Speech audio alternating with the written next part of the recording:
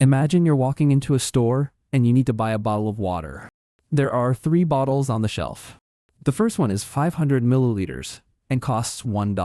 The second one is 700 milliliters and costs $1.90.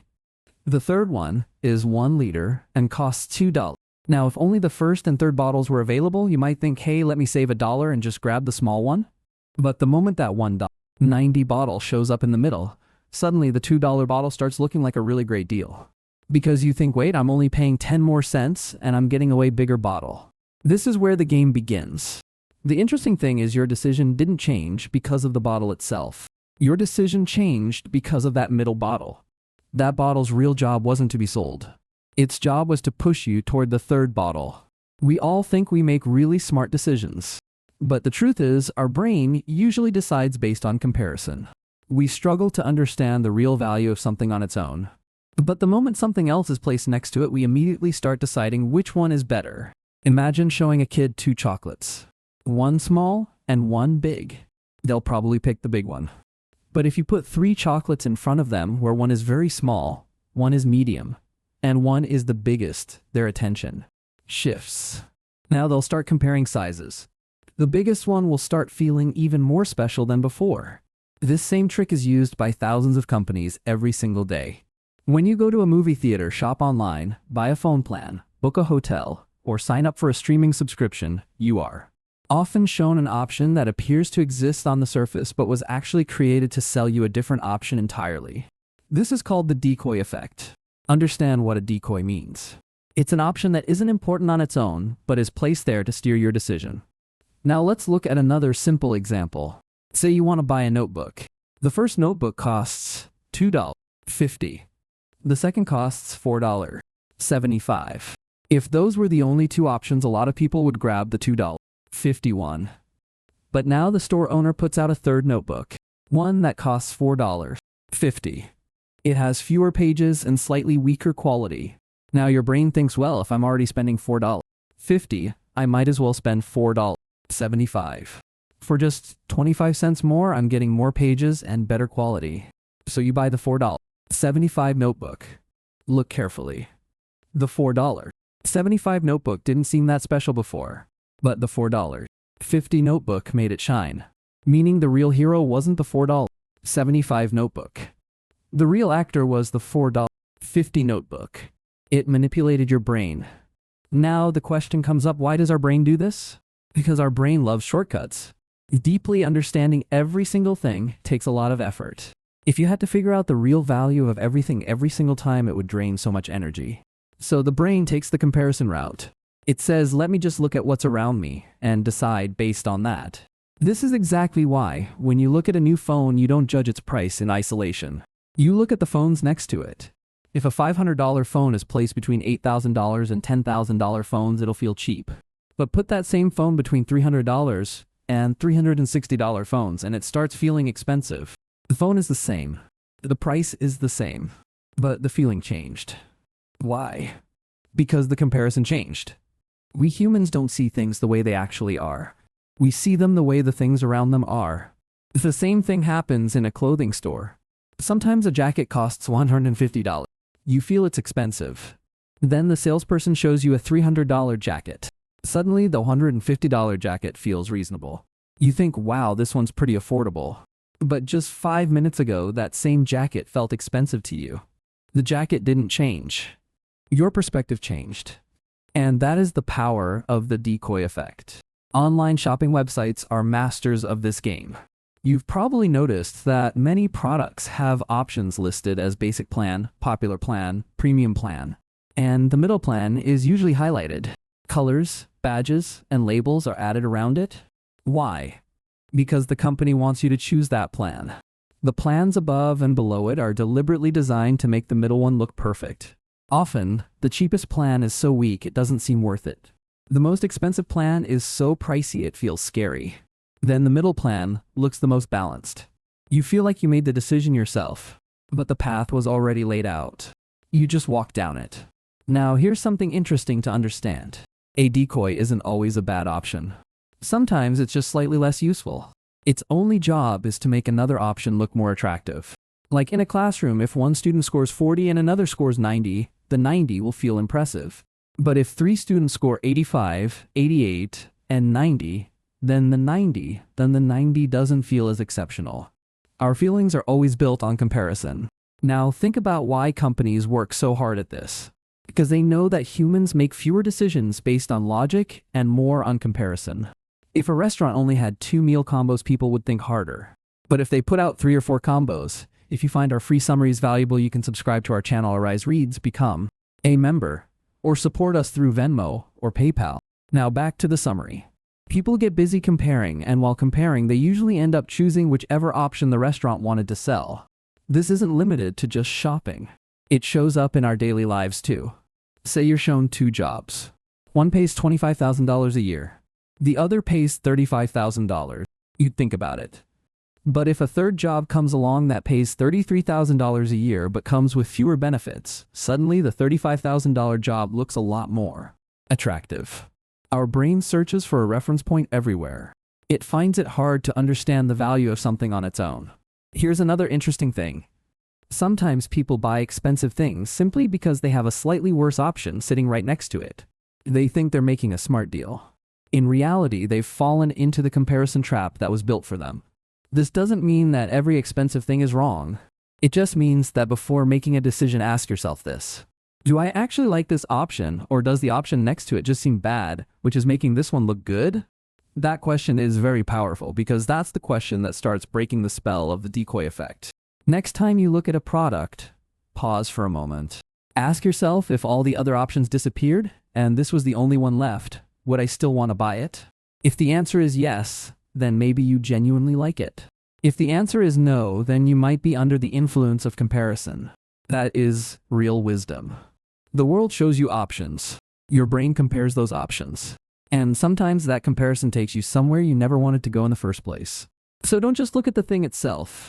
Also look at what has been placed around it.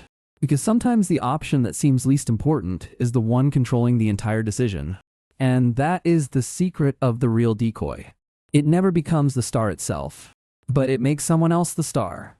And if you've understood this game, next time someone puts 3 options in front of you, you won't just look at the price. You won't just look at the size. You won't just look at the features. You'll also ask yourself whether one of those options was placed there just to spin your head. The day you learn to recognize that, your decisions will be clearer, smarter, and more truly yours, not the company's. Imagine you're walking down the street and someone suddenly calls out to you, "Hey, come get a free ice cream." Now be honest with yourself. Would you first ask how much the ice cream costs? Would you do the full math on it? Would you sit and think whether getting it is worth it or not? Probably not. Your first reaction would be, it's free, grab it.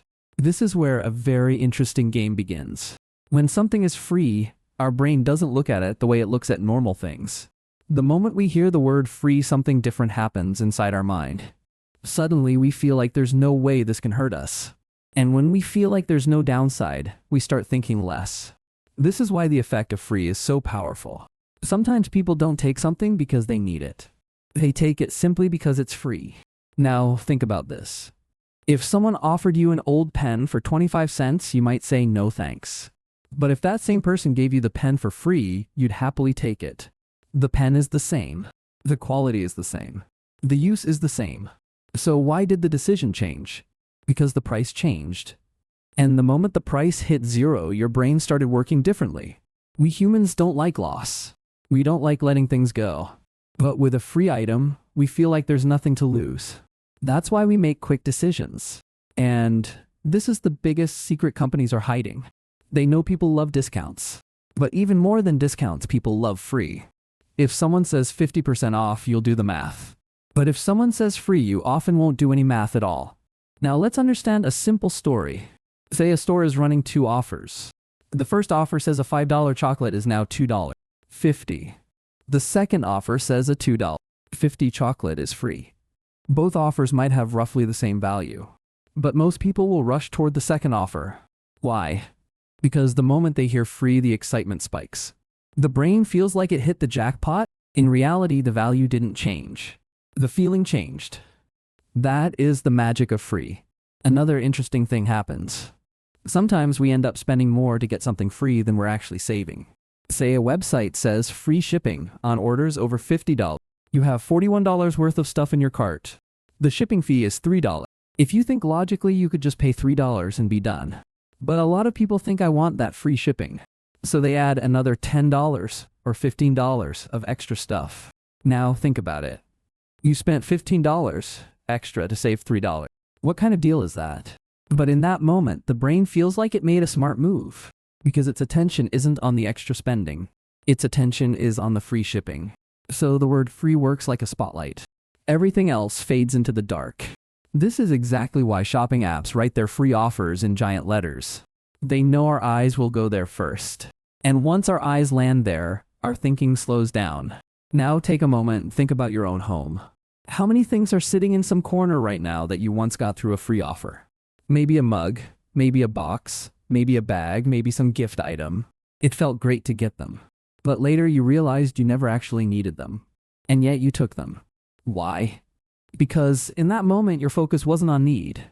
Your focus was on free. Free makes us feel like an opportunity is slipping through our fingers. And humans don't like losing opportunities. This is why when it says free gift limited time, only people start making quick decisions. They're afraid they'll regret it later. Companies know that people want to avoid regret, so they pair free with urgency. Now the brain surrenders even faster. Here's another funny thing. If a friend tells you a movie ticket costs $1, you'd think about it. But if that same movie is shown for free, you might just go watch it. Even if the movie isn't that great to you. Free makes us focus on the cost of a thing more than the quality of it. And because the cost is zero, everything starts feeling good. This is why free trials are so popular on the internet. Many apps say 60 days free, 14 days free, 30 days free. People sign up instantly because they feel there's no risk. But later the subscription kicks in, and that's when they realize the decision wasn't really thought through. The decision was made because they saw the word free. Now this doesn't mean free is always bad. Many free things are genuinely useful. The problem isn't free itself.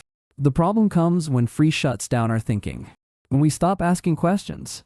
When we stop checking whether we actually need it or not. Real wisdom starts right there. A small child who sees something shiny wants to grab it. They don't know whether it's useful or not. It just looks nice. Adults do something very similar with free offers. The age goes up, but sometimes the way decisions are made doesn't change. We see free and get excited. And in that excitement, the math gets forgotten. Now, here's a small secret to understand. Companies do give you something for free, but most of the time they want something in return. Sometimes your attention, sometimes your time, sometimes your data, sometimes an extra purchase, sometimes a future subscription. A free thing isn't the whole story. It's often just the beginning of the story. So smart people get happy about free, but they also pause. They ask themselves one question. If this weren't free, would I still want it? That question is very powerful, because that's the question that reveals the truth. Say an item isn't free. Give it a small price. Would you still take it? If yes, then it's probably useful to you. If no, then maybe you just like the word free. That's the difference between want and need. Sometimes a free offer doesn't increase your need. It just increases your excitement.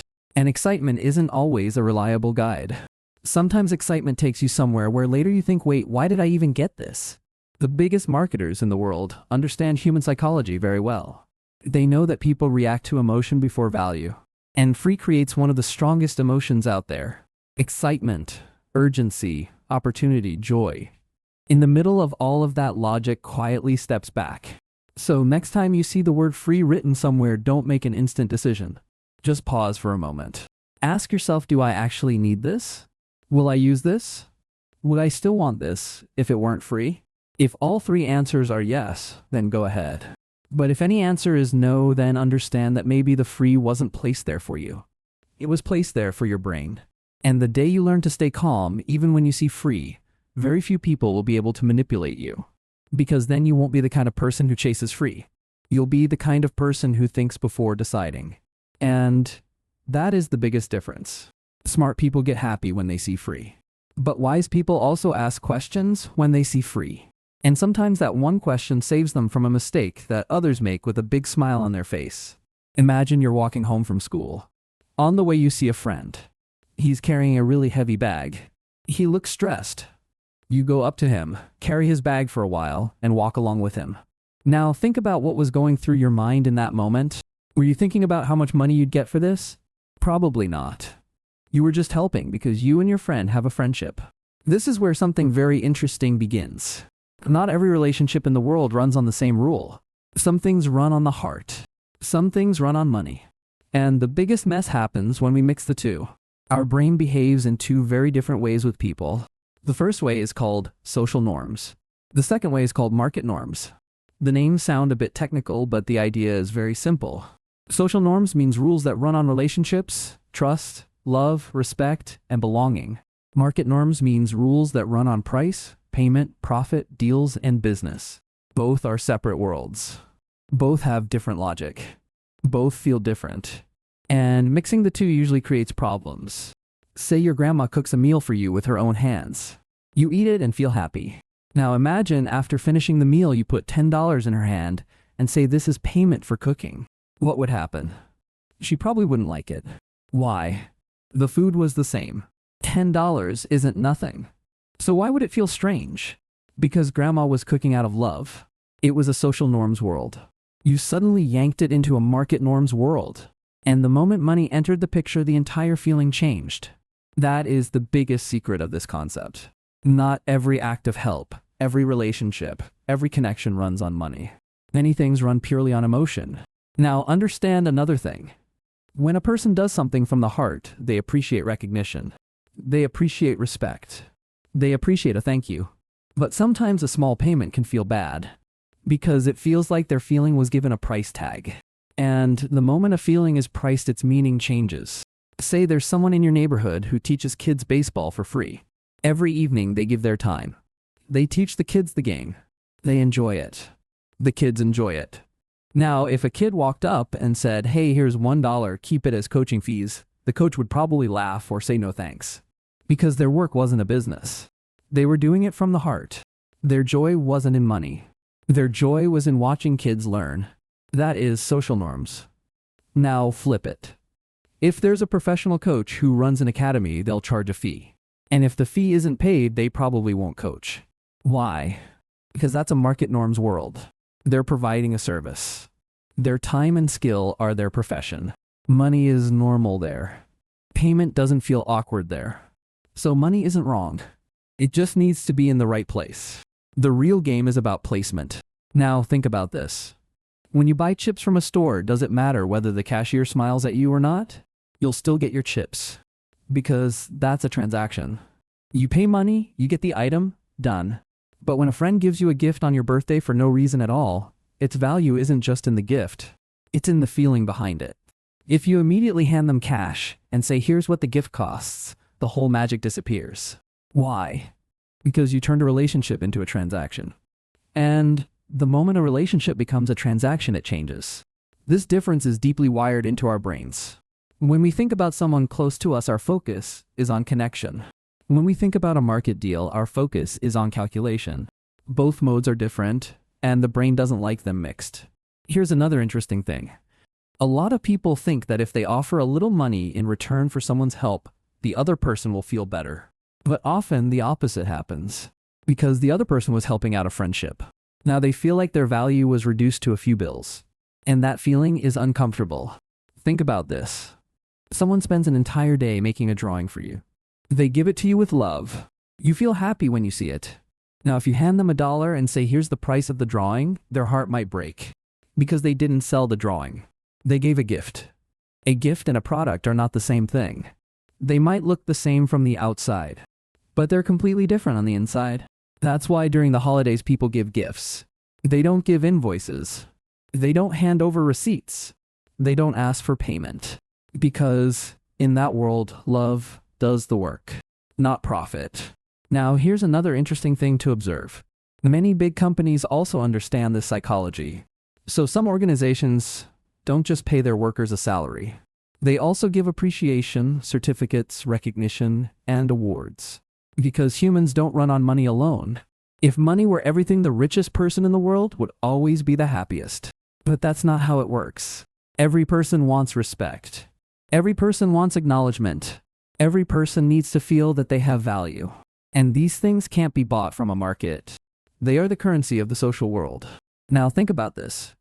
If someone started charging you money for every little thing, $1 for a glass of water, $2 to hand you a book, $5 to give you directions, people would start avoiding that person pretty quickly. Why? Because no relationship can run on a calculator alone. If there's accounting at every step, the sense of belonging disappears. In the same way, if someone tried to run a business without payment, it wouldn't last long either. Because the market world needs money. So both worlds are necessary. You just have to understand the boundaries of each. This is what distinguishes a wise person. They know when to speak from the heart and when to talk like a deal. When to say thank you and when to make a payment. When to give a gift and when to write an invoice. That difference seems small, but it's what wins people's hearts. Now, here's a small secret to understand. When a person does something for you out of their own, well, they usually don't want money. They want appreciation. They need to feel that their help was valued. Sometimes a genuine thank you. Sometimes a kind word. Sometimes a small gift. Sometimes just sitting together over a cup of coffee. These things often have more impact than money. Because this is the language of social norms. And the heart understands only that language. So next time someone does something kind for you, don't just think about what it cost them. Think about what feeling was behind it. Because not everything's value is measured in dollars. Some things have their value in trust. Some in belonging. Some in respect. Some in the relationship itself. And the funny thing is, the most precious things in the world are usually the ones with no price tag. You can't buy friendship. You can't buy respect. You can't buy genuine care. You can't buy trust. All of these are earned slowly through relationships. So remember this. When the world of the heart is running, let it run from the heart. And when it's the world of business, let it run by clear rules. Both have their place. Both are necessary. But the day you mix the two up is the day confusion begins. And the day you understand the difference between them is the day understanding people becomes easier and holding relationships together becomes simpler too. Say you've never had a mango shake in your entire life. One day you walk into a shop and the board says one glass of mango shake is $6. Now, because you had no idea what to expect, your brain latches onto that number. A little file gets created in your mind. Mango shake equals $6. Period. A few days later, you go to a different shop. The same mango shake is $4. Immediately you feel, wow, this place is cheaper. But wait and think. How did you know $4 was cheap? Did you calculate the cost of mangoes, milk, sugar, and everything else? No. You just compared it to the $6 you saw before. That is anchoring. Our brain doesn't know the real value of things. So the first time it sees a number, it grabs onto it. Then every number that comes after it feels good or bad based on that first one. The human brain isn't a calculator. It's a shortcut machine. It likes making quick decisions. When it doesn't know the real value of something, it grabs the first number it sees and turns it into a reference point. That reference point is called an anchor. Think of an anchor like the heavy weight a boat drops into the water to stay in place. In the same way, the first number drops into our brain. And from then on, our thinking revolves around it. Say a child gets $25 as allowance for the very first time. A little while later, $5 might feel like almost nothing to them. But a child who always got $2.50 would think $5 is a big deal. $5 didn't change. The feeling changed. Why? Because both children had different anchors. Our happiness, our sadness, expensive, cheap, good, bad, all of it is often influenced by the first number we saw. Now think about going to a restaurant and opening a menu. At the top is an item for $45. That feels like a bit of a shock. But then you see a dish for $20 further down. Suddenly $22 feels reasonable. Why? Because $45 set the anchor.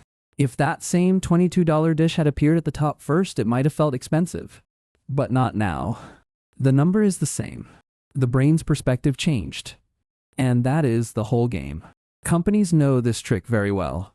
They know humans don't always think logically. So first they drop an anchor in your mind. Then they build the whole story around it. Say a phone launches at $700. A few months later, the same phone is available for $550. People think, wow, a $150 discount, and they happily buy it. But very few people stop and ask, was the phone actually worth $700, or was $700 just the anchor? That is the most important question. Sometimes the first number is set high specifically, so the number that comes later feels good. The real game isn't about the discount. The real game is about the anchor. The discount is just the next chapter. The anchor is the first chapter. If the first chapter didn't exist, the rest of the story wouldn't feel as exciting. Now here's something else interesting to understand. Anchoring doesn't only happen in shopping. It happens in our everyday lives too. Say a student scores 95 on their first exam. Now an anchor has been set in their parents' minds. 95. If they get 85 next time, which is still very good marks, people might still say you scored lower this time. Why? Because the comparison is happening against 95. But if another student had scored 60 their first time and now got 85, everyone would praise them. Both got 85. The reactions are different. Why? Because the anchors are different. We don't look at things alone. We connect them to some old number we've seen. That's the effect of anchoring. Here's another situation to think about. You walk into a toy store for the first time. The first thing your eyes land on is a toy for $150. Now, a $60 toy won't feel that expensive. But if you'd spotted the $15 toy first, then the $60 toy might feel really pricey. Meaning the brain isn't calculating the value of things on its own. It's comparing them to the first number it saw. And that comparison silently controls our thinking. The interesting thing is that sometimes an anchor can be completely random, and yet it still has an effect. If someone keeps seeing big numbers, they'll start thinking later numbers are small. If they keep seeing small numbers, those same numbers might feel big later. Meaning our brain isn't as independent as we think it is. It gets influenced by the information around it very quickly. Now think about when a product says original price $250, today only $124.99. Where do your eyes go first? Usually to $250. Why? Because the company wants that to become the anchor. Once $250 is sitting in your brain, $124.99 will start feeling like a fantastic deal. But if only $124.99 were written there, probably wouldn't be as much excitement. So the happiness isn't coming from the discount as much as it's coming from the anchor. This is why advertisements show big numbers. First, give the brain a reference point. Then show the second number. And then the person starts feeling on their own that they're getting a great deal. Now, this doesn't mean every discount is fake. Many discounts are genuinely good. But getting excited about every discount isn't wisdom either. The first thing to understand is whether your brain is being influenced by an anchor. A smart person always asks one extra question. They ask, if I had never seen the first number, would the second number still feel this good to me? That question is very powerful because it pulls you out of the illusion. Say a product has no original price listed, just the final price. Now you'd look at it based on your actual need and its value. But once you've seen that big number first, the decision can change. Meaning sometimes we're not buying the product, we're buying the comparison. And we don't even realize it. Anchoring doesn't just affect money. It affects expectations too. If someone leaves a great first impression, the small mistakes they make later tend to get overlooked. If the first impression was bad, their good actions later don't get noticed as quickly. Why? Because the first impression became the anchor, and the brain started making judgments around it. Meaning first information is very powerful. It colors all the information that comes after it. Just like when you add a little color to clear water, the whole thing changes. Now here's something important to understand. Anchoring isn't a weakness. It's the brain's normal system. Because it isn't possible to calculate the real value of everything. So the brain builds shortcuts. The problem starts when someone takes advantage of those shortcuts. And that's exactly what the marketing world does. It knows the first number matters a great deal. So it carefully chooses the first number to make later numbers look more attractive. That's why many people end up buying products they don't need.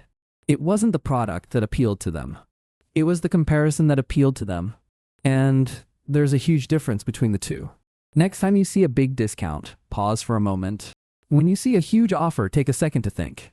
When a number feels really impressive, ask yourself, if I had never seen the number before, would I still think this one is this good? If the answer is yes, then maybe the deal really is good. If the answer is no, then maybe an anchor is driving your decision. And the day you recognize this game your brain is playing, numbers will spin you around less. Because then you won't just be looking at the price. You'll also be asking what anchor was planted in your mind before that price was shown to you. And sometimes that one small understanding can save you from decisions that look smart on the surface, but are really just a very well-built illusion. Imagine there's a small plant growing in the yard of your home. You see it every day. Sometimes you water it. Sometimes you sit near it. Sometimes you notice its new leaves. Slowly, that plant stops being just a plant to you. You start feeling attached to it. Now, if someone from outside came and said it's just a normal plant, you probably wouldn't like hearing that. Why? Because that person is looking at the plant. You're not just looking at the plant. You're looking at the feelings you've connected to it. This is where the endowment effect begins. It's a mental trick that lives in almost every human being. When something becomes ours, we start seeing it as more valuable than it was before. Whatever its real value may be, in our minds its value goes up. And the most interesting part is that this increased value usually isn't in the thing itself. It exists in our minds. Our brain takes ownership very seriously. The moment something becomes mine, the story around it changes. The feelings we have about it change. And then letting go of it starts feeling hard. Think about a kid who builds a little sandcastle at the beach. To someone watching from outside, it might look like just a pile of sand. But to that child, it's special. Because they built it. They put their time into it. A connection was formed. That is the magic of ownership. Often, the thing doesn't change. Only its owner changes. And with that, its value changes too. Now, think about something small. If a mug is sitting in a store, people might not want to pay much for it. But if that same mug is handed to someone and a little while later they're asked, would you give it back? Suddenly they don't want to let it go. Why? Because just a few minutes ago it was just a mug. Now it has become my mug. And the word my is very powerful. Our brain grabs onto that word very quickly. This is why many companies offer trial periods. They know that people don't get nearly as attached to something by just looking at it as they do by actually using it. When a product is only in a store, it's just an option. But when that same product comes into your room, into your hands, becomes part of your daily life, it stops being just a product. It starts becoming part of your world. And that's when the decision changes. Say someone gives you a chair and says, try it out for a week. Now you sit on it, you study on it, you rest on it. A few days later, if someone says you have to return the chair, it'll feel a bit strange. Even if you hadn't thought about buying it at the start. Why? Because that chair has now become part of your routine. Our brain doesn't just attach to things. It attaches to habits. And when a thing becomes a habit, letting it go feels difficult. That is the real game of the endowment effect. Now, think about why so many people hesitate to sell their old stuff. Because to them, it isn't just stuff. Memories are attached to it. An old watch, a toy, a bicycle, a book. An outsider sees only an object. The owner sees the whole story behind it. And the price of that story isn't something a market can set. It can only be felt in the heart. That's why people often price their own things way too high. They feel it's very valuable, but the buyer doesn't see that same value. Neither is wrong. They're just seeing it through different eyes. One through the lens of ownership, the other through the lens of the market. And the value through each lens is different. Here's another interesting thing to understand.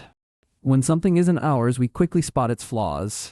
But when that same thing becomes ours, we start noticing its strengths more. Say a kid gets a new water bottle. A few days later, they start feeling like their bottle is the best one, even though the other bottles might be just as good. But now their brain has developed ownership. And with ownership comes attachment. This is why people defend their favorite things so strongly. Because now it's not just about the thing anymore. It also becomes about their ego and their identity. Now take a look at the world of online shopping.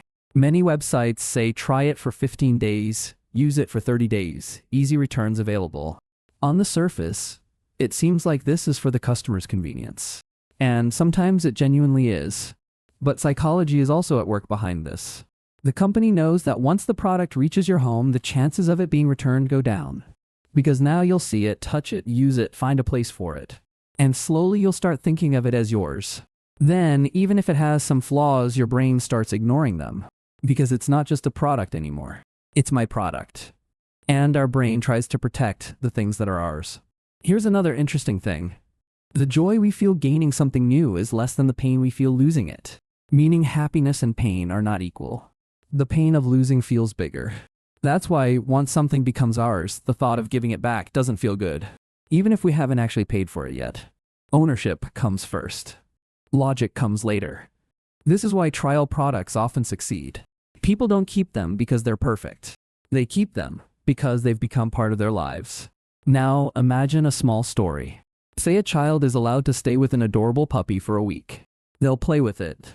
Give it a name. Spend time with it. If after a week someone says the puppy has to go back, the child will be heartbroken. Why?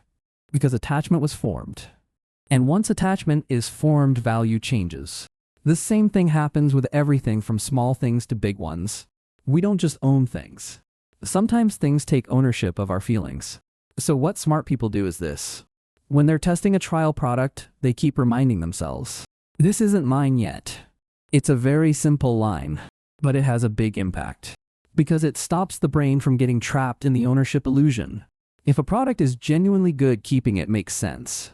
But don't keep something just because it's been with you for a few days. Because sometimes we're not buying quality. We're buying attachment. And there's a huge difference between the two.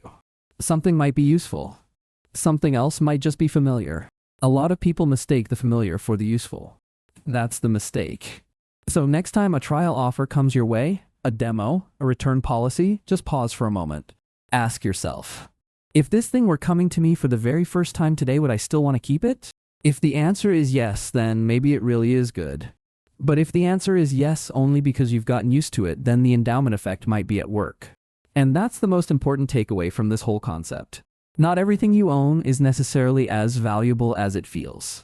Often its price isn't in the thing itself.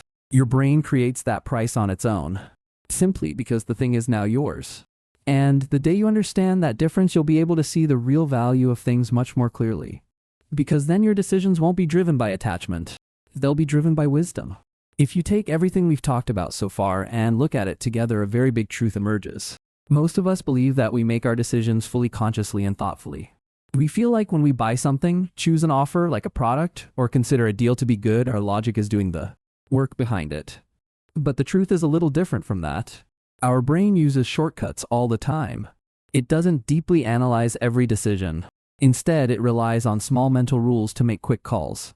And often these shortcuts take us down paths we didn't even know we were on. Sometimes an option starts looking good simply because a worse option has been placed right next to it. Sometimes the word free makes us spend money on things we don't even need. Sometimes the moment money enters a relationship, the entire feeling changes. Sometimes the first price we saw gets so planted in our brain that every price after it feels right or wrong based on that one. And sometimes a thing starts feeling incredibly precious simply because it's now ours. The thing to notice here is that none of this makes us weak. It's part of being human. Our brain was built over millions of years to be able to make fast decisions. If we had to fully calculate every tiny thing, we'd probably never get through a single day. So the brain builds shortcuts. The problem isn't the shortcuts themselves. The problem starts when someone takes advantage of those shortcuts and we don't even notice. The world today is competitive everywhere. Big companies, brands, marketers, and advertisers understand human psychology very well. They know what makes people happy, what influences them, and how they make decisions. So they don't just sell products. They sell emotions. They don't just show prices. They show comparisons. They don't just give offers. They create feelings. But this doesn't mean we'll always fall for their traps. The good news is that the moment we become aware of these tricks, their effect starts to fade. A magic trick whose secret has been revealed isn't the same magic anymore. Next time an offer feels really amazing, pause and think. When something feels cheaper than it should be, ask yourself a question. When the excitement over a free gift spikes, check whether you'd make the same decision even without that gift. When a product arrives home and you don't feel like returning it, remember that attachment and value aren't always the same thing. True wisdom isn't just about saving money. True wisdom is about understanding your own mind. Because until we understand how our brain works, someone will always be influencing our thinking. The world isn't going to change. Marketing won't stop. Offers won't stop. Discounts won't stop. The use of psychology won't stop. But one thing can change, and that is our awareness. The day we learn to recognize the psychology hiding behind our own decisions, we won't just be customers anymore. We'll become conscious decision makers. Remember, not every shiny deal is actually gold. Not every discount is a gain. Not every free thing is valuable. Not every expensive thing is better. And not everything we own is as special as it feels to us. So don't rush into decisions. Give your mind a little time. Ask questions. Think. Understand before comparing. And most importantly, don't leave any big decision entirely in the hands of emotion. Because the biggest losses in life usually don't come from bad information. They happen when we believe we're thinking completely clearly, while in reality, our brain is under the influence of some invisible psychological trick. And the day you learn to recognize these tricks, the marketplace will drive you less. And you will drive your own decisions more. That is the real win. That is smart thinking. And that is the skill worth more than money itself.